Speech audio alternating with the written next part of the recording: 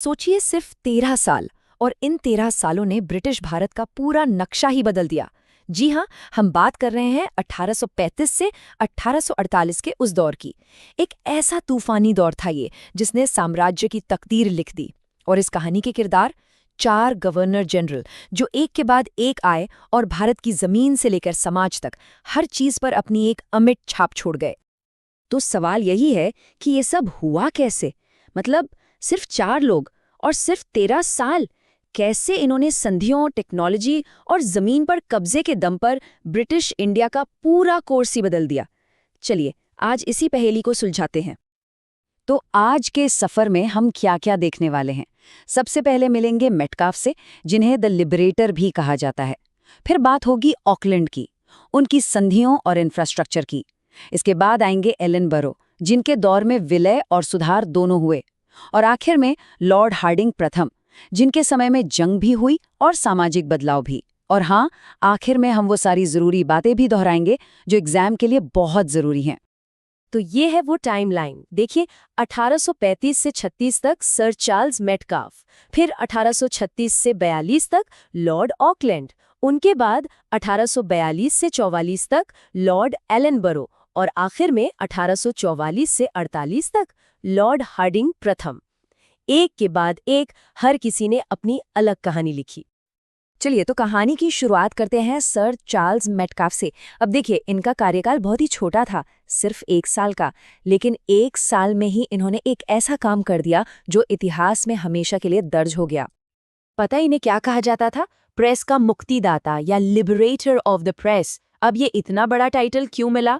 भाई इसलिए मिला क्योंकि इन्होंने प्रेस पर लगी सारी पाबंदियों को हटा दिया था, और उस जमाने में ये एक बहुत बहुत ही बड़ा कदम था। इस कदम की अहमियत को जरा समझिए। मेटकाफ से पहले अगर किसी को अखबार निकालना है तो सरकार से लाइसेंस लेना पड़ता था। मतलब सरकार की मर्जी के बिना आप कुछ छाप नहीं सकते। इससे क्या होता था? बोलने की आज़ादी और खासकर सरकार की आलोचना करने की आज़ादी लगभग खत्म थी। मेटकाफ ने इसी नियम को जड़ से उखाड़ फेंका। अच्छा, तो मेटकाफ के बाद गद्दी पर आए लॉर्ड ऑकलैंड। इनका फोकस 2 चीजों पर था। एक तो कूटनीति, मतलब संध्या करना, और दूसरा भारत के इंफ्रास्ट्रक्चर को मजबूत बनाना। और ये जो जानकारी हम देख रहे हैं वो हवा में नहीं है। ये देखिए, ये हैं वो ऑफिशियल रिकॉर्ड्स, वो दस्तावेज जो उस दौर की कहानी बताते हैं। इन्हीं से हमें पता चलता है कि सर चार्ल्स मेटकाफ और लॉर्ड ऑकलैंड ने अपने अपने समय में क्या फैसले लिए। यही हमारे विश्लेषण का आधार है। तो लॉर्ड ऑकलैंड के खाते में कौन कौन सी बड़ी बातें हैं? देखिए, 3 चीजें खास हैं। पहली, 1839 में कलकत्ता से दिल्ली तक जो ग्रैंड ट्रंक रोड है ना, उसका कंस्ट्रक्शन इन्होंने ही शुरू करवाया था। सोचिए आज भी वो कितनी जरूरी है। दूसरी चीज थी एक त्रिपक्षीय संधि। ये हुई थी कंपनी, रंजीत सिंह और शाह शुजा के बीच। और तीसरी, इसी संधि का नतीजा ये निकला कि सिंध पर कंपनी के अधिकार का रास्ता साफ हो गया। मतलब आगे की कहानी की नींव यहीं रखी गई। चलिए अब कहानी को आगे बढ़ाते हैं। अगले गवर्नर जनरल हैं लॉर्ड एलन बरो। इनका कार्यकाल भी छोटा था, लेकिन तेवर काफी आक्रामक थे। इनके दौर में जमीन पर कब्जा भी हुआ और सिस्टम में बड़े बदलाव भी। एलन बरो ने आते ही कुछ बहुत बड़े और निर्णायक फैसले लिए। सबसे बड़ा धमाका तो 1843 में हुआ, जब सिंध को पूरी तरह से ब्रिटिश साम्राज्य में मिला लिया गया। इस एक फैसले ने पूरे इलाके का भूगोल ही बदल दिया। फिर ग्वालियर के खिलाफ भी मिलिट्री एक्शन लिया गया। लेकिन रुकिए, बात सिर्फ लड़ाई झगड़े की नहीं थी। इन्होंने कुछ जरूरी सुधार भी किए, जैसे गुलामी की प्रथा को खत्म करना और लॉटरी पर बैन लगाना। और अब आते हैं हमारी इस लिस्ट के आखिरी गवर्नर जनरल पर, लॉर्ड हार्डिंग प्रथम। इनका दौर भी बड़ा दिलचस्प है। एक तरफ एक बड़ी जंग हुई तो दूसरी तरफ समाज को बदलने वाले कुछ बहुत ही अहम सुधार लागू हुए। एक बार फिर से इन दस्तावेजों पर नजर डालते हैं। देखिए, ये पन्ना लॉर्ड एलन बरो और लॉर्ड हार्डिंग प्रथम के कार्यकाल की कहानी बताता है। एक तरफ मिलिट्री एक्शन का जिक्र है तो दूसरी तरफ सोशल रिफॉर्म्स का। ये रिकॉर्ड्स इस बात का सबूत है कि कैसे अंग्रेज एक ही वक्त में अपनी ताकत भी बढ़ा रहे थे और समाज में दखल भी दे रहे थे। लॉर्ड हार्डिंग के टाइम को समझने के लिए 5 बड़े पॉइंट्स याद रखने हैं। नंबर 1, सरकारी नौकरियों के लिए इंग्लिश एजुकेशन को जरूरी बना दिया। नंबर 2, पहला एंग्लो सिख वॉर यानी आंग्ल सिख युद्ध इन्हीं के समय में लड़ा गया। नंबर 3, युद्ध के बाद 1846 में लाहौर की मशहूर संधि हुई। और नंबर 4 और 5, जो शायद उनके सबसे बड़े काम थे, कन्या भ्रूण हत्या और खोंड जनजाति में इंसानी बलि जैसी भयानक सामाजिक कुरीतियों पर सख्ती से रोक लगाना। तो हमने चारों गवर्नर जनरल के बारे में जान लिया। अब चलिए फटाफट से वो की पॉइंट्स देख लेते हैं जो एग्जाम के लिहाज से बहुत ज़्यादा इंपॉर्टेंट है। एक क्विक रिवीजन हो जाएगा।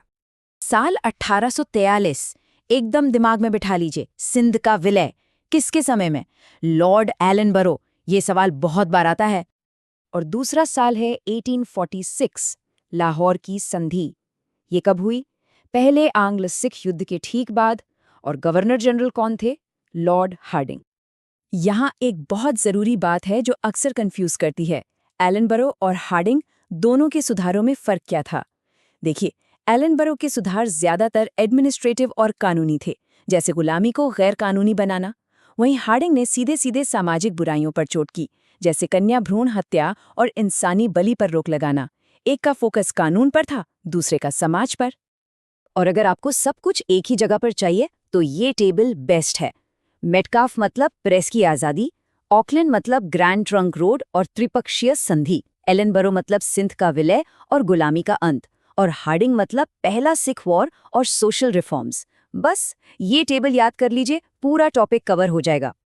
हम लॉजिक लैडर इंस्टीट्यूट की टीम है और हमारा मकसद है आप तक सभी प्रतियोगी और स्कूली परीक्षाओं के लिए क्वालिटी स्टडी मटेरियल पहुंचाना।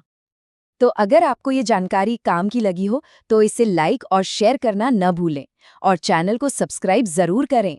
कोई भी सवाल या सुझाव हो तो नीचे कमेंट्स में ज़रूर बताइएगा।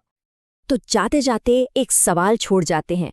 जब अंग्रेजों ने ताकत और सुधारों दोनों के दम पर अपनी पकड़ इतनी मजबूत कर ली, तो जाहिर है इस बढ़ते हुए साम्राज्य के सामने नई चुनौतियां भी आई होंगी, नए टकराव भी हुए होंगे।